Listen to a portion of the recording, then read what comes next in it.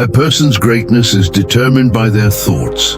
This timeless truth has been proven repeatedly by the lives of successful individuals like Elon Musk, Steve Jobs, and Jeff Bezos.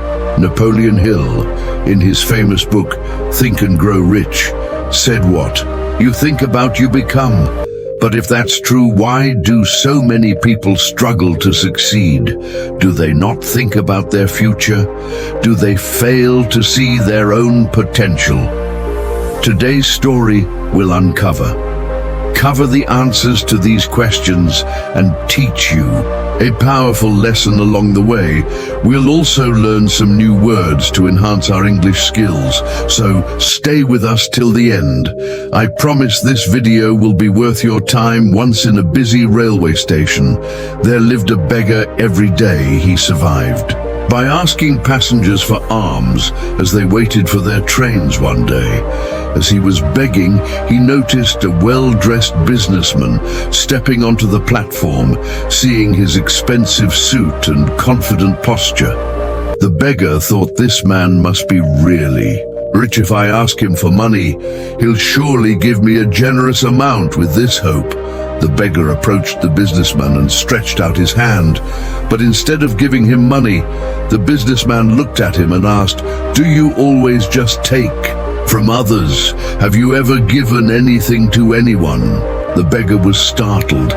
He had never heard such a question before. Confused, he replied, "Sir, I'm just a beggar. I survive by asking for alms. I have nothing to give to anyone." The businessman smiled slightly and said, "If you believe you have nothing to give, then you also have no right to ask for anything. I am a businessman. I believe in exchange. If you can offer me something, I can give you something in return. But if you have nothing to give, I cannot give you anything either." Saying this, the businessman boarded his train and left. The beggar stood there stunned. He kept replaying the businessman's words in his mind. "I have been begging for so long, but no one has ever said this to me before." He wasn't rude, but he spoke the truth. If I can't offer anything in return, then why should people give me anything for the first time? The beggar realized that maybe this was why people never gave him much money, because he offered them nothing in return. That night, he lay awake deep in thought. But what can I give? I am just a beggar. I have nothing. Yet the businessman's words kept echoing in his mind. If you want to receive, you must first give. 2 days passed. The beggar didn't ask anyone for money. He was too busy thinking. On the third day, while sitting at the station, he noticed a patch of wildflowers blooming near the tracks.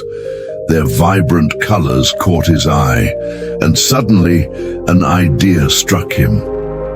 What if, instead of just taking, I offer something in return? What if I give people a flow every time they give me alms? Music.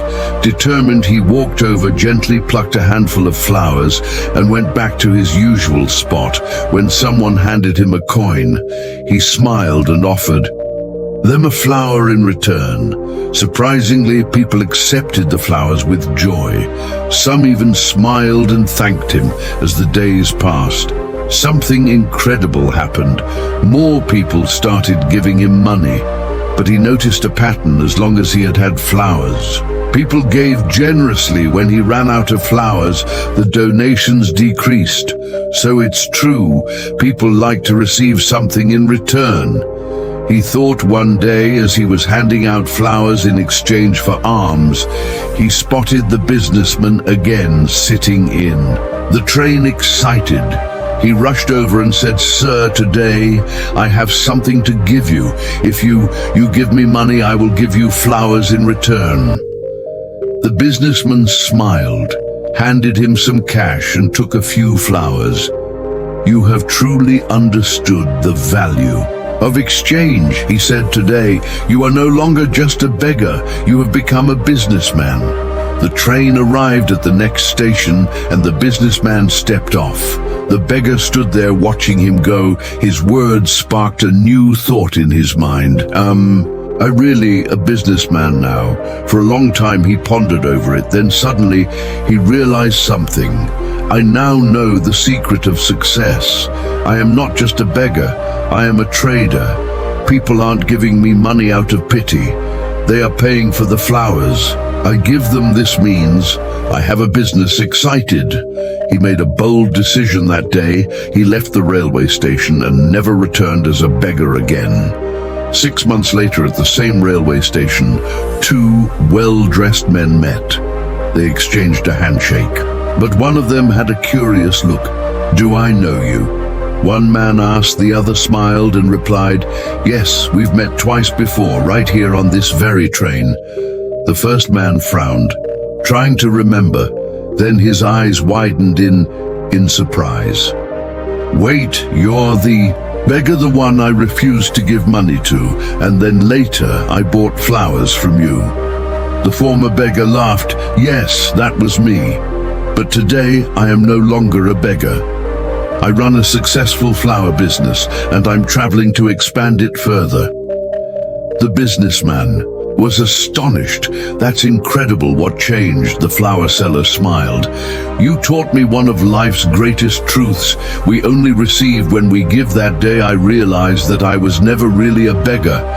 I was a businessman all along. I just had to see myself that way." The two men shook hands again, now as equals. Then they boarded their trains, heading towards their respective futures. Life is shaped by how we see ourselves. If you believe you are small, you will remain small.